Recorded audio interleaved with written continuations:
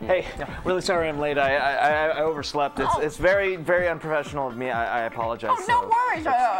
What's your name? What? We've been friends for a couple years now, Miles. And are you a boy or a girl? What? Let's get into industry news, shall we? Fair warning, this one's going to sting.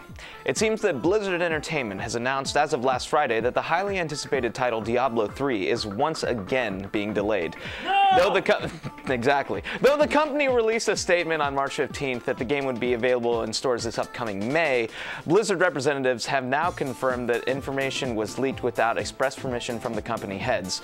In fact, with the beta session for the game having closed not very long ago, official reports indicate that the heads of development wanted a bit more time to tinker with quote-unquote balance issues they had noticed during initial playthroughs. While it's now once again up in the air as to when the sequel, 11 years in the making, will be released, Blizzard made a statement that leads to this reporter believing that the launch date could be in Q4 of this year. Should be a pretty agonizing wait. In a sudden move, Nintendo has announced the next version of Pokemon after Black and White 2. While a remake of Ruby and Sapphire were highly speculated, Nintendo surprised fans when they announced the latest version would be Pokemon Zubat version. That's right, Zubats aren't limited to just caves anymore. According to Cerebi.net, your starter is a Zubat, your rival uses Zubat, the gym leaders have a Zubat, your hat is a Zubat, the towns are named after Zubat, and your mother is a Zubat. Expect a lot of supersonics and confusions coming your way next year. In an incredible turn of events for major game conglomerate Square Enix, it has recently been reported that the development cycle for the acclaimed Final Fantasy series and multiple other JRPG titles have been put on the chopping block. With the company's recent money woes after the financial and critical failures of Final Fantasy XIII, XIII-2, and XIV, the company, it seems, had no choice but to dissolve their assets, leaving the beloved series behind. Selling most of their studios to larger corporations such as Nintendo and Namco, Square Enix has been left with only a handful of their previous workstations. Company officials claim that while one studio will be devoted to server maintenance and game support for Final Fantasy XIV, the other two would be used to pursue completely new and fresh projects. Based on our initial reports on this matter, it would seem that we may never indeed see Final Fantasy Versus 13. After 64 days of marriage, Luigi and Princess Daisy filed for divorce, citing irreconcilable differences. Mario, Luigi's brother, said, "It's a cuckoo crazy that the wedding costed the 20 million of coins." Many close to Luigi said that relationship problems occurred when Daisy's affair with Waluigi went public. Both sides were unfaithful as a month later, Luigi was caught with Princess Rosalina. It is unknown whether Daisy will receive Luigi's mansion as part of the settlement agreement, but Luigi insisted that he won't lose his mushrooms. With all the buzz around recent revelation of Assassin's Creed 3's setting and protagonist, it's not surprising that Ubisoft would be willing to make a few announcements to keep the hype train rolling.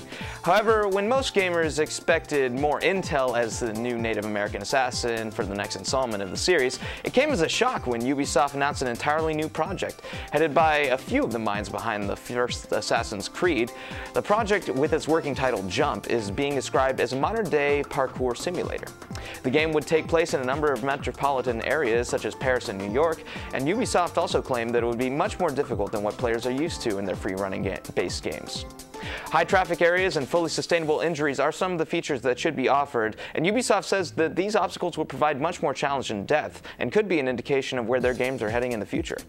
The hackers who unlocked the DLC for Street Fighter Cross Tekken got to work on Ultimate Marvel vs. Capcom 3 and found some interesting things. Apparently, the disc contains files for fully playable characters such as Mega Man and Dr. Octopus. In response, Capcom has been working with Microsoft and Sony to ban players using these hacked characters online.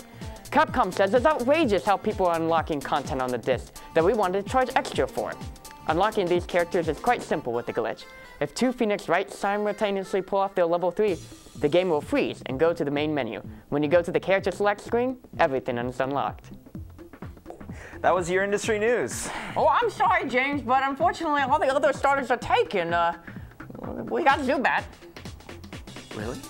Yes, it's yours. I mean, for me? Oh, yeah, I mean, they're like billions of them now. I will take this Zubat. I will love him. He will be mine. And I will train him until we reach the Elite Four. And I will defeat them with it. all to be young again. I've got to go.